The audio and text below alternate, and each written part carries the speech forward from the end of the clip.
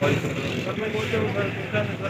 مسئلہ فلسطین اور مسئلہ کشمیر کے بارے میں میں کچھ بات کرنا چاہتا ہوں سر آپ سے سب سے پہلے تو میں آپ کا شکریہ ادا کرتا ہوں کہ آپ تشریف لائے یہاں پر اور آپ نے ہماری حوصلہ افزائی کی اور ساتھ میں آپ نے ہمارا یہاں پر کیمپ لگا ہوا ہے فلسطینیوں کے لیے اس کا مطلب ہمارے پاس میں جو ہے ریسرچر سے تو آپ نے اس کی کوریج کی کہ پہلے میں آپ کو شکریہ ادا کرتا ہوں. تو بات یہ کہ مسئلہ ہے فلسطین کے حوالے سے اور کشمیر کے حوالے سے تو ٹوک بات مجھے نبی علیہ السلام کی حدیث میں آپ کے سامنے رکھ دیتا ہوں. یہ کشمیر کا مسئلہ ہو یا فلسطین کا مسئلہ ہو، یہ صرف دو مسئلے نہیں، دنیا میں کسی بھی جگہ میں، چاہے وہ برما کا مسئلہ ہو، چاہے وہ کشمیر کا ہو، چاہے وہ عراق کا ہو، شام کا ہو، سوریہ کا ہو، افغانستان کا ہو، اس کے حوالے سے نبی علیہ السلام کی ایک حدیث ہے کہ المؤمنون کجسد واحد، کہ تمام دنیا کے اندر جتنے بھی مسلمان مومن ہیں وہ ایک جسم کے ہیں. اشتکا عین اشتکا قلبہ، اگر آنکھ میں درد ہوتا ہے، آنکھ اگر شکایت کرتی ہے تو پورا جسم شکایت کو محسوس کرتے ہیں. اور اسی طرح فرمایا نبی علیہ السلام نے اشتکا رأس اشتکا قلبہ، اگر سر میں انسان کے جسم میں سر میں اگر درد ہو، تکلیف محسوس ہو تو پورا جسم اس کو محسوس کرتا ہے. اور اس حدیث کا مطلب یہ ہے کہ نبی علیہ السلام نے فرمایا کہ دنیا کے اندر جتنے بھی مسلمان ہیں، کیونکہ ابھی یہ برطانیہ کے زمانے سے یہ باؤنڈری اور یہ بارڈر یہ بعد میں ہوئے، تو لیکن اصل میں اسلام میں کوئی باؤنڈری نہیں ہے اور مسلمانوں کے درمیان میں کوئی گیپ نہیں ہے. دنیا کے اندر جہاں پر جس جگہ میں مشرق میں ہو، مغرب میں ہو، شمال میں ہو، جنوب میں ہو، جہاں پر مسلمان ہوں گے اور وہاں پر ان کے اوپر ظلم ہوگا، برداشت ہوگی اور ان کے ساتھ جو ہے وہ ظلم کا معاملہ کیا جائے گا، تو دنیا کے کونے میں جو مسلمان ہوگا اس کی ذمہ داری بنتی ہے کہ اس کو باقاعدہ اس ظلم کو بات کرے اور اس پر احتجاج کرے، اپنا مظاہرہ اور احتجاج کو ریکارڈ کرے. تو اب رہ گیا مسئلہ فلسطین اور کشمیر کے حوالے سے. تو کشمیر کا مسئلہ اور فلسطین کا مسئلہ دونوں قابضین ہیں. جیسے ہم کہتے ہیں کشمیر کے حوالے سے یہ کشمیر جو ہے یہ مقبوضہ کشمیر ہے، اسی طرح فلسطین کے حوالے سے جو اسرائیل کا علاقہ ہے اس کو بھی ہم اسرائیل نہیں کہیں گے بلکہ مقبوضہ فلسطین کہیں گے، کیونکہ وہاں پر صہیونی جو اسرائیلی ہے، یہودی ہیں، وہاں پر قابض ہیں اور یہاں پر چونکہ ہندوستان قابض ہے اور یہاں پر بھی ظلم ہو رہا ہے مسلمانوں کے اوپر، وہاں پر بھی ظلم ہو رہا ہے. اس ظلم کے خلاف آواز اٹھانا چاہیے کہ ہر مجھے بھی جہاں جہاں مسلمان ہوں گے ان کی ذمہ داری ہے. سر یہ جنگ کب ختم ہوگا سر؟ جنگ کے حوالے سے جنگ کب ختم ہوگی، کب ختم ہوگی؟ دیکھیے یہ ایک چیز آپ کو بتاتا ہوں. آپ نے دیکھا ہوگا کہ دنیا کی جو عالمی قوتیں ہیں ان میں سے سب سے بڑی قوت جو ہے جو سر فہرست ہے امریکہ ہے، اس کو سپر پاور کہا جاتا ہے.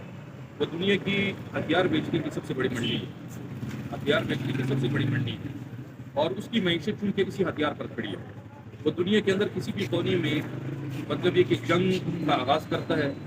اور اس کا اسی ملک کا اتحادی بھی بنتا ہے اور ساتھ میں وہ پھر اپنے ہتھیار کو وہاں پر فروغ دیتا ہے. آپ نے دیکھا ہوگا، اندازہ بھی لگایا ہوگا کہ امریکہ کے آس پاس بھی کچھ ممالک ایسے ہیں جن کے ساتھ ان کی اپنی جو ہے وہ لڑائی بھی ہے اور کچھ ان کے تحفظات بھی ہیں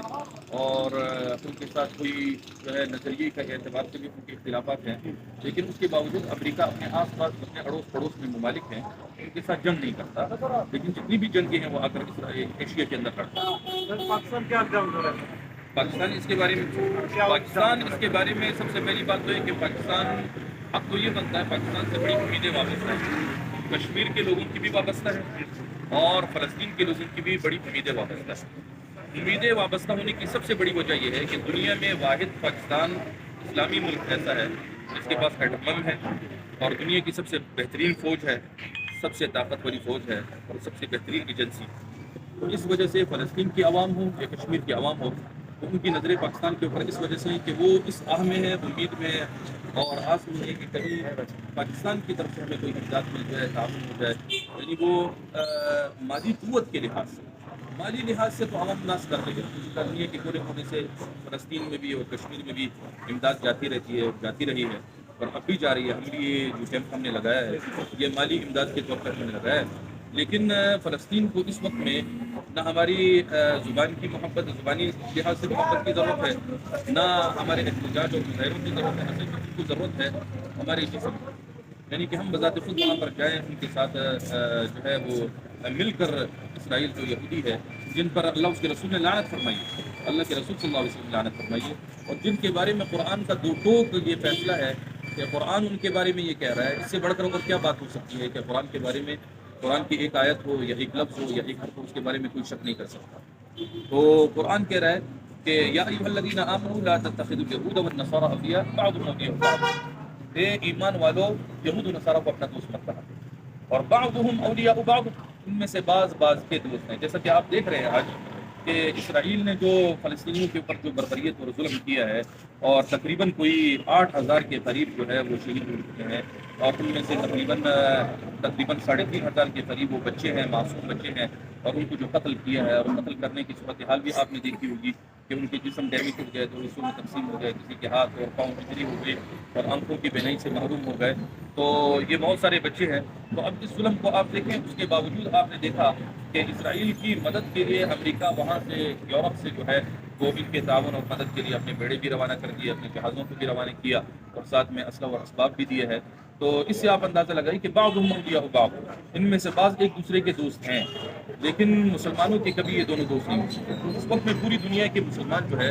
وہ 57 ممالک جو ہے ان کی اسلامی فوج ہے، وہ سارے کے سارے امریکہ اور جو ہے وہ اسرائیل کی جو ہے وہ غلامی کے اوپر کھلے ہوئے ہیں، اور آنکھ دکھانے کے لیے تیار نہیں، زبان سے جو ہے اس برائی اور اس کا سدباب کرنے کے لیے تیار نہیں، ظلم پر آواز اٹھانے کے لیے تیار نہیں ہے. تو کہنے کا مقصد یہ ہے کہ ریاست پاکستان کی ذمہ داری سب سے پہلے یہ بنتی ہے کہ افواج کے ذریعے ان کی مدد کی جائے، اسلحے کے ذریعے ان کی مدد کی جائے، اور اپنی جو مادی قوت ہے ان کو فراہم کیا جائے، اور اپنی مادی قوت کے ساتھ اس جنگ کے اندر جو ہے وہ پاکستان کو جو ہے حصہ لینا چاہیے. ورنہ اس سے پہلے تو یہ ہے ڈپلومیٹک طور پر اور اقوام متحدہ میں اس کو آواز کو اٹھانا چاہیے کہ وہاں پر ظلم کو بند کیا جائے اور ختم کیا جائے. ورنہ اس سے ہو سکتا ہے تیسری عالمی جنگ جو ہے وہ اس کو جو ہے فروغ ملے، اور پھر اس جنگ کے اندر صرف ایک ملک متاثر نہیں ہوگا بلکہ پوری دنیا متاثر ہوگی، پوری دنیا کی معیشت متاثر ہوگی. اس سے مسلمان بھی متاثر ہوں گے، غیر مسلم بھی متاثر ہوں گے.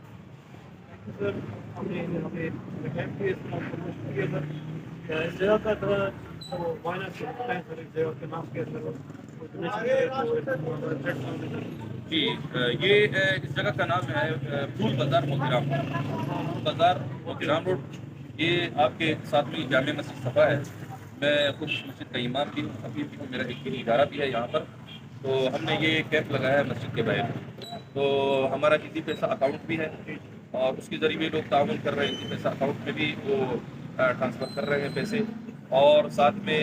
ہمارا لنک جو ہے وہ ہمارا لنک ہمارے استاد محترم ہے مولانا عبدالرحمان صاحب. جتنا یہاں پر جمع ہوگا، ہم نے 10 دن کے ایک ہم نے لمٹ رکھی ہے، 10 دن تک انشاءاللہ ہم نے یہاں پر بیٹھنا ہے. مزید 4 دن رہ گئے. تو جتنا یہاں پر چندہ ہوگا، جو امداد جمع ہوگی، یا تو ہم نے اپنے استاد مولانا عبدالرحمان صاحب کے حوالے کر دینا ہے، یا دارالعلوم کراچی، چونکہ میری فراغت بھی دارالعلوم کراچی سے، مفتی تقی عثمانی صاحب میرے استاد محترم. تو ان کا اپنا ادارہ ہے، ٹرسٹ کا ادارہ ہے، وہاں سے ایک کھیپ روانہ بھی ہو چکی ہے. تو یہاں سے جتنی امداد جمع ہوگی تو ہم یا یہ کوئٹہ میں جو استاد ہیں یا دارالعلوم کراچی کے حوالے کر دیں گے، وہاں سے جو ترتیب ہوگی وہاں پر. سر آپ نے سمجھا سر، پاکستان بھائیوں سے آپ کیا کہنا چاہتے ہیں؟ پاکستانی بھائیوں سے آپ کیا کہنا چاہتے ہو کہ اپنے